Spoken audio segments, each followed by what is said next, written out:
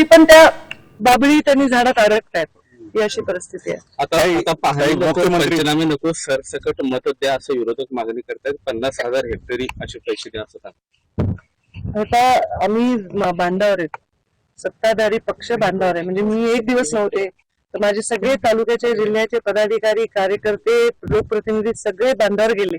लोकांच्या घरी जेवण नव्हतं, त्यांना राशन दिलं, कुणाला घोंगडी दिली, कुणाला कपडे दिले. आम्ही बांधावर आहेत, सरकार बांधावर आहे. आज स्वतः उपमुख्यमंत्री अजितदादा, स्वतः आमचे मुख्यमंत्री देवेंद्रजी फडणवीस, शिंदे साहेब सगळे आपापल्या ठिकाणी प्रवास करतात, लोकांपर्यंत जातात.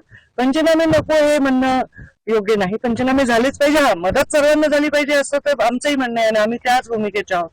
पण पंचनामे आमच्या रेकॉर्डसाठी आवश्यक आहे. एखाद्या शेताचं जास्त नुकसान झालंय आणि दुसऱ्याचं तेवढं नाही झालंय तर त्याला सरसकट कसं म्हणता येईल, त्याप्रमाणे आम्ही योग्य ते निकष लावून लोकांना मदत करू. इतर विकास कामामध्ये कुठलेही निकष पाळले जात नाहीत, त्यासाठी भरघोस निधी दिला जातो, परंतु शेतकऱ्यांना मदत करताना मात्र निकष लावले जातात असा आरोप शशिकांत शिंदे यांनी केला.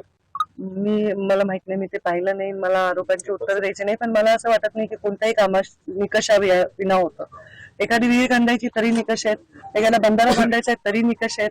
साधं प्रत्येक गोष्टीत निकष आहेत. आपल्या जीवनातही वैयक्तिक निकष असतात, कागद नसतात, फक्त प्रत्येकाचे निकष आहेत आणि नियम आहेत. तर मला नाही वाटत की नियमाच्या शिवाय हे चाललंय. बघा, नियम बाह्य झालं की असं असतं, पाऊस जास्त झाला की असं परिस्थिती.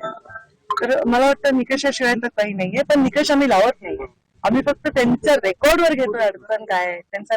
कारण उद्या भविष्यात अशी परिस्थिती आली तर या भागामध्ये अतिवृष्टीचे काय नुकसान आहे हे रेकॉर्डवर जाणं शेतकऱ्याचं आवश्यक आहे. याच्यात निकष वगैरे काही नाहीये. Okay, thank you. आता isakal.com आहे देशातील नंबर 1 ची मराठी न्यूज वेबसाईट. प्रत्येक अपडेटसाठी isakal.com ला नक्की भेट द्या.